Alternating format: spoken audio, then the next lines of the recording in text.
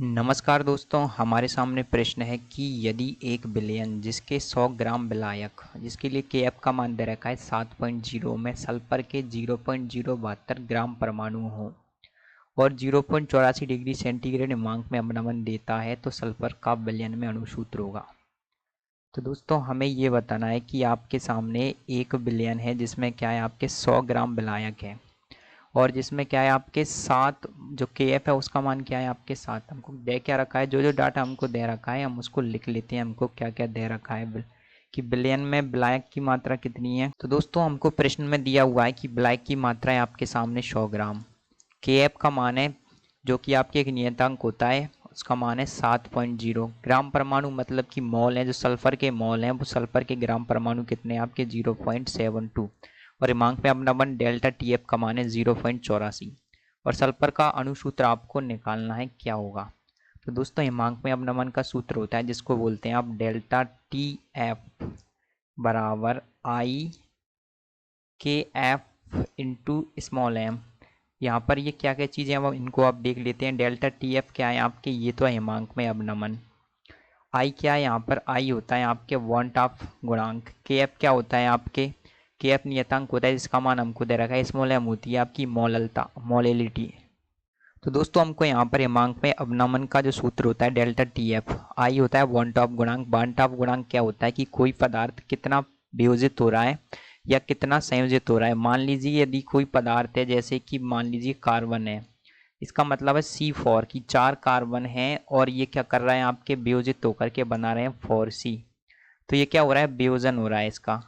तो वियोजन होने का मतलब ये होता है कि आपके जो वियोजन है कि मतलब यहाँ पर एक में से 4 बन रहे हैं तो इसका जो बांटाप गुणांक का जो मान आ जाएगा, बांटाप गुणांक का मान आ जाएगा आपके 4। और मान लीजिए कि आपके यहाँ पर क्या है कि आपके कोई तत्व है जैसे कि 17A मिल करके आपके मतलब क्या बना रहे हैं 17A संयोजित होकर के A17 कुछ इस प्रकार का तत्व बना रहे हैं। तो यहाँ पर आपके जो वांट ऑफ गुणांक होगा तो वांट ऑफ गुणांक आई का मान आएगा 1/17।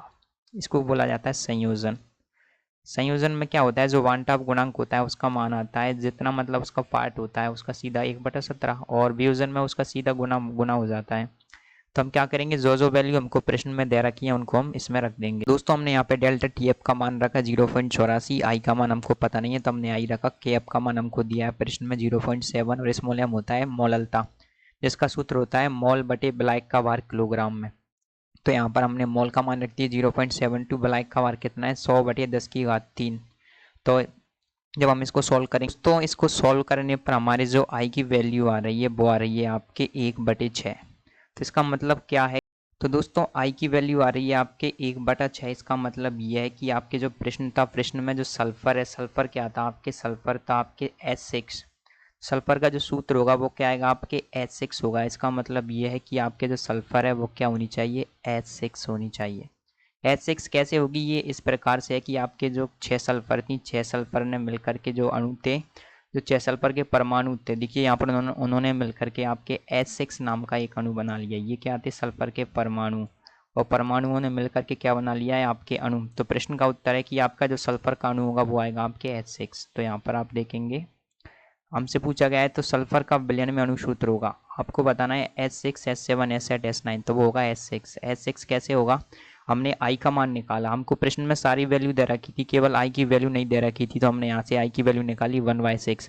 और हम जानते हैं कि आपके आई की वैल्यू 1/6 का मतलब यह है कि सल्फर के 6 परमाणु थे, उन्होंने मिलकर के आपके सल्फर का एक अणु बना लिया है H6। तो इससे पता लगता है कि आपके जो सल्फर थी वो क्या थी, H6। Thank you.